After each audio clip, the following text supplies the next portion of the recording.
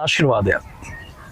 මේ ලස්සන උදෑසන විනාඩි 5ක් තුල අපි බලන්න යනවා ජීවිතේ මෙනෙහි කිරීම කියන්නේ කොච්චර වැදගත්ද? සහෝදර සහෝදරිය ඔබ දන්නවද?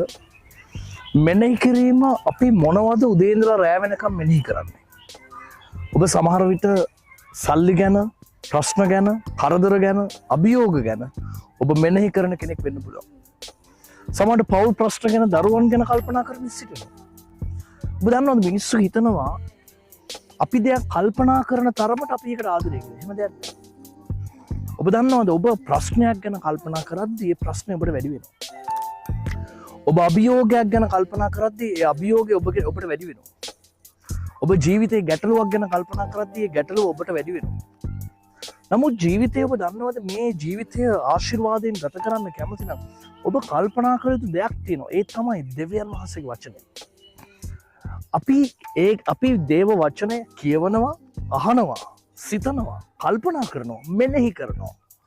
මෙනෙහි කරනවා කියන්නේ නැවත ඒක හිතනවා. ඒ කියන්නේ ඒක තව තේරුමක් තියෙනවා, තියෙන විදිහටම නැවත මෙනෙහි කරනවා. උදාහරණයක් විදිහට ඔබ හිතන්න දැන් ඔබ පොලකට ගිහිල්ලා ඔබ යනවා එළවලු කඩේකට. එළවලු කඩේ තියෙන එළවලු වර්ග 10ක්. නමුත් ඔබට අවශ්‍ය කරන්නේ අපි හිතමු ඔබට අවශ්‍ය කරන්නේ ගස් ලැබු. නැත්නම් ඇපල්.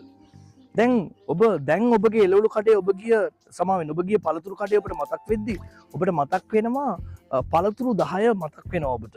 හෙට කල්පනා කරොත් ඔබට පළතුරු 10 නෙමෙයි ඔබට මතක් වෙන්නේ ගස් ලැබු විතරයි. අනිද්ද දවසට ගියොත් ඔබට කඩේ තිබ්බ තැන මතක් වෙන්නේ නැහැ. නමුත් ඔබට ගත්ත පළතුරු මතක් වෙනවා. ඒක මෙනෙහි කිරීම සාර්ථක නැහැ.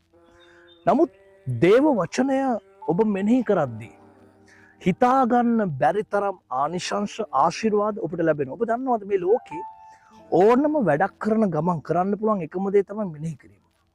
නැවත සිතීම. හැබැයි ඒක කරද්දී හරියට මේක කරන්න ඕනේ.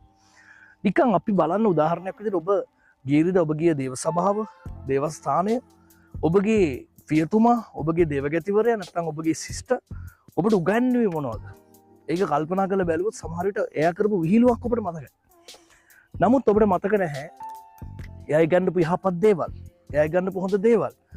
දේව දරුවනි, අපි බයිබලෙට ගියොත් ගීතාවලිය පොතේ පළවෙනි පරිච්ඡේදයේ දෙවෙනි පදය ස්වාමින් වහන්සේගේ ව්‍යවස්ථාවේ ප්‍රීති වෙන්නා වූ උන්වහන්සේගේ ව්‍යවස්ථාව රෑ දවල් මෙනෙහි කරන්නා වූ මිනිස්ය ආශිර්වාද ලද්දේ. බලන්න මෙතන බයිබලේ පොරොන්දු වෙනවා. ඔබ දෙවියන් වහන්සේගේ වචනය මෙනෙහි කරද්දී, ඔබ දෙවියන් වහන්සේගේ වචනය කල්පනා කරද්දී, ඔබ දෙවියන් වහන්සේගේ වචනය මෙනෙහි කරන කෙනෙක් නම්, ඔබ රෑ දවල් ඒ ගැන කල්පනා කරන කෙනෙක් නම් සුද්ධ බයිබලයේ කියන ඔබ ආශිර්වාද ලද්දේ. ඔබ දන්නවද දෙවියන් වහන්සේගේ දරුවන් ආශිර්වාද ලබන්නේ නැත්තේ ඇයි? ඒ වචනය ක්‍රියාවට දාන්න නැති නිසා. දැන් බලන්න මෙතන කියනවා නම් මෙනෙහි කරන්න ආශිර්වාද ලැබෙනවා කියලා. අද ඔබ මොනවද මෙනෙහි කරන්නේ? ජීවිතේ ඔබට වෙච්ච අයහපත් දේවල්, ජීවිතේ ඔබට වෙච්ච අසාධාරණයන්, ජීවිතේ ඔබට වෙච්ච සමහර ප්‍රශ්න, කරදර ඔබ මෙනෙහි කරනවා. නමුත් ඒවයෙන් වෙන්නේ ඔබගේ හිත තුවාල වෙලා ඔබ තව තවත් පස්සට යන එක සහ ඔබ පරාජය වෙන එක විතරයි. නමුත් ඔබ දන්නවද දෙවියන් වහන්සේගේ දරුවෝ විදිහට අපි නිවැරදිව දේව වචනය මෙනෙහි කරනවා නම්, අපි නිවැරදිව දෙවියන් වහන්සේගේ වචනය නම් අපි මෙනෙහි කරන්නේ. බයිබලයේ කියනවා උන්වහන්සේගේ ව්‍යවස්ථාව රෑදවල් මෙනෙහි කරන්නව මිනිස්ය ආශිර්වාද ලද්දේය. ඒ ආශිර්වාදය ලැබෙන විදිය ගැනත් මෙතන කියනවා. මෙතන කියනවා ඔහු දියැලවල් ළඟ හිඳ වූ නියම කලට ඵල දෙන, ඊළඟට කියනවා නොමැල වෙන කොළ ඇති ගසක් හා සමාන වන්නේ. බලන්න දේව දරුවනි, දෙවියන් වහන්සේගේ ආශිර්වාදය.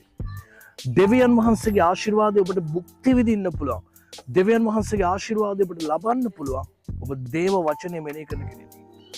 ඔබ දෙවියන් වහන්සේගේ වචනය මෙනෙහි කරද්දී, ඔබ දේව වචනය මෙනෙහි කරන කෙනෙක් නම් සැබවින්ම ඔබ ආශිර්වාද ලබනවා. ඒ කියන්නේ නිකන් නෙමෙයි. වැඩ නැති වෙලාවට, කම්මැලිකමින් ඉන්න වෙලාවට නෙමෙයි. ඔයා දේව වචනය මෙනෙහි කරන්න ඕනේ හැම මොහොතකම. ඔබ වැඩ කරන වෙලාවල් වල, එහෙම නැත්නම් ඔබ ගමන් කරන වෙලාවල් වල, ඔබට නිදාගන්න යද්දී ඔබට පුළුවන්. සමහරට ඔබට නිින්දෙන් පවා, ඔබ බස් එකක යද්දී, ඔබ ඩ්‍රයිව් කරද්දී, ඔබ ගුවන් යානයක යද්දී, ඔබ සාප්පු සවාරිය යද්දී, ජීවිතේ හැම මොහොතකම ඔබට කරන්න පුළුවන් දෙයක් තමයි මොකද්ද? දේව වචනය මෙනෙහි කිරීම.